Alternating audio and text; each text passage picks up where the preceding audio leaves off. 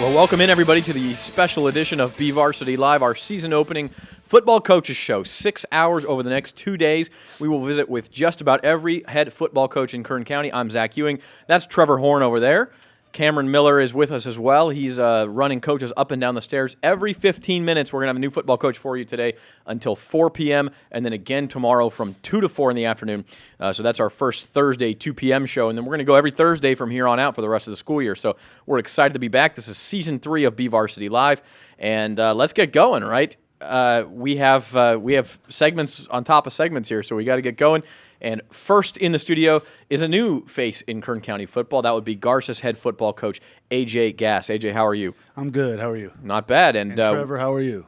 AJ, I'm great. It's always good to see you, sir. Right on.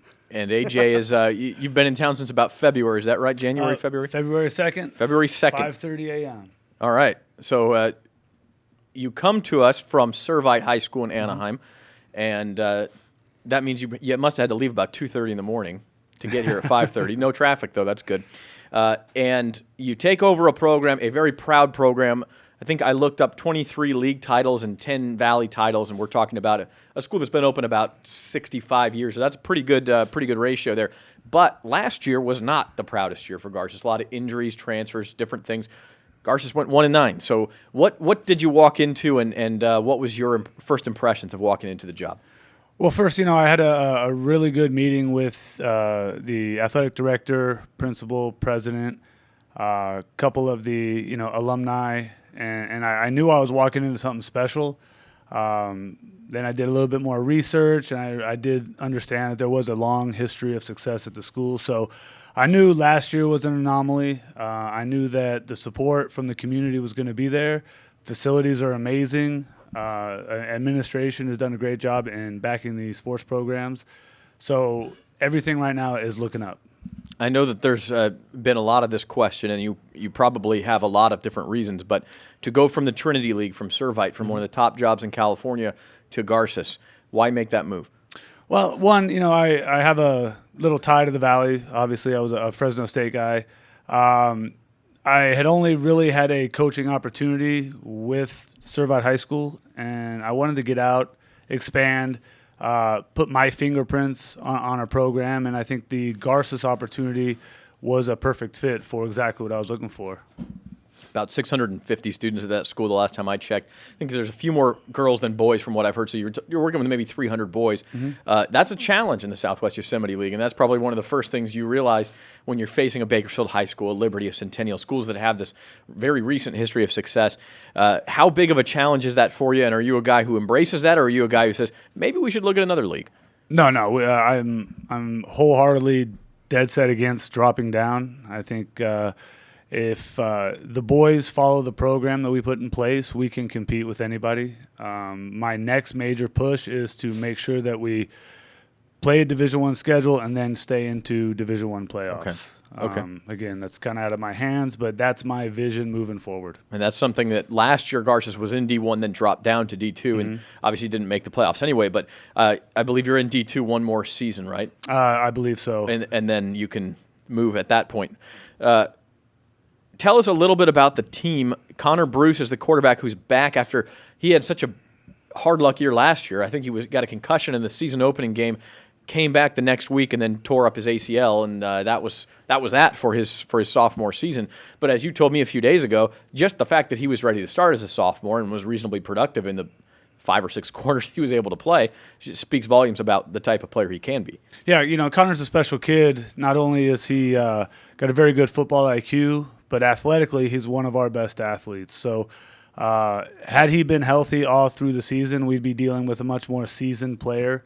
But him getting injured and having to step away, now we're dealing with a hungry player. And for me, that's more exciting. What is his strength as a quarterback? What can you hang your hat on when it's 3rd and 8? I think Connor's going to make the right decision. He's a guy who understands what we want to do offensively. He's going to let his playmakers make those plays.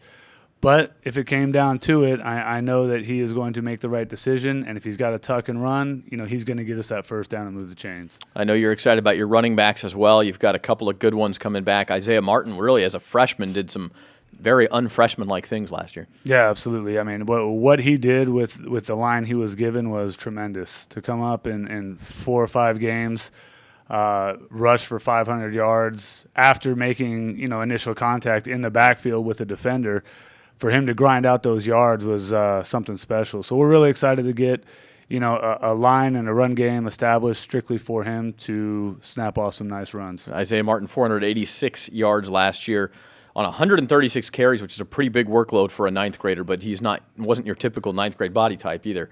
Right, absolutely. And I think he wrestled over the winter, which was big for him. And then he's been in the weight room, grinding it out, getting ready. And physically, he looks like a very powerful running back right now. I believe Isaiah was one match away from going to the state tournament in wrestling as well last year. Right. So, well, and AJ, that was the biggest thing for you, too, is you walked in the door and you told them, we're going to work harder than anybody else.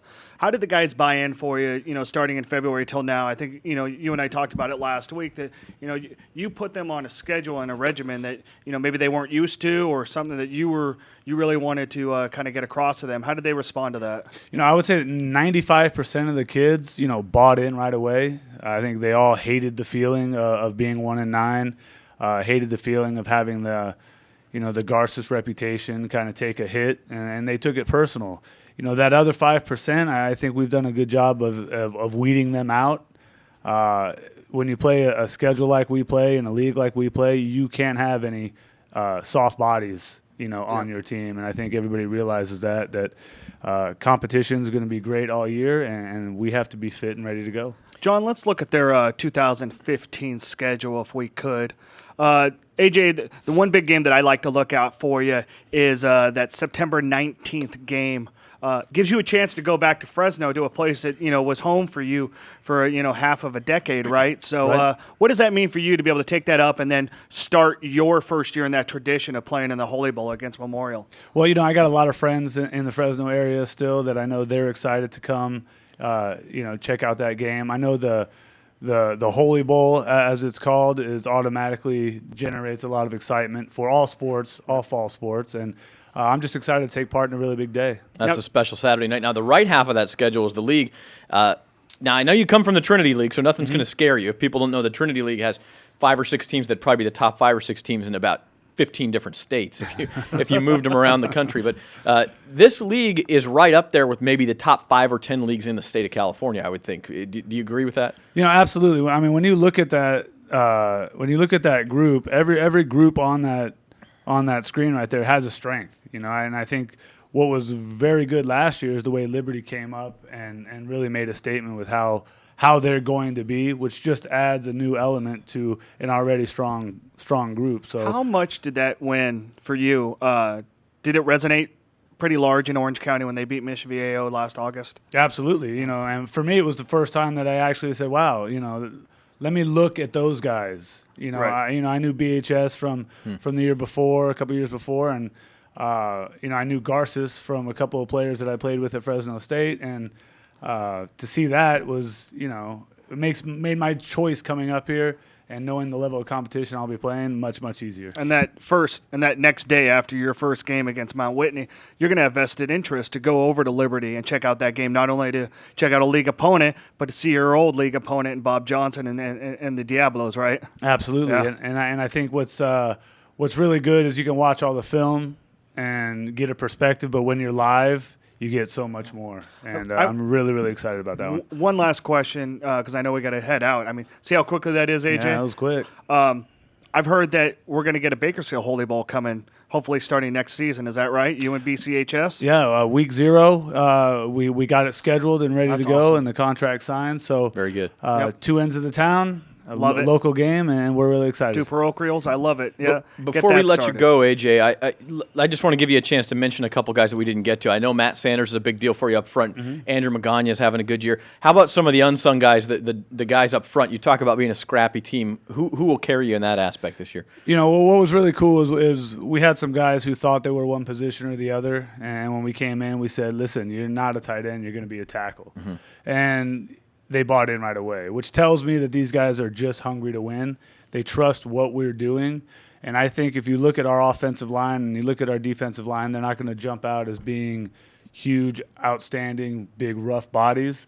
but they're going to be a nasty group on both sides, and I think that's where great teams start. Yeah, there were times last year when Garces was the breather for these teams in the SWYL, and you don't want it to be that way, if anything but.